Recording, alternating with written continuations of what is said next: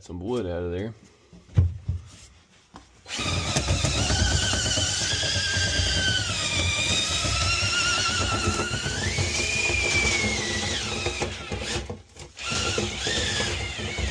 What we're gonna do, we got probably about halfway right now, so what I'm gonna do, we're gonna clean up this, we'll go back outside, turn the dryer on, and then clean the rest of the way.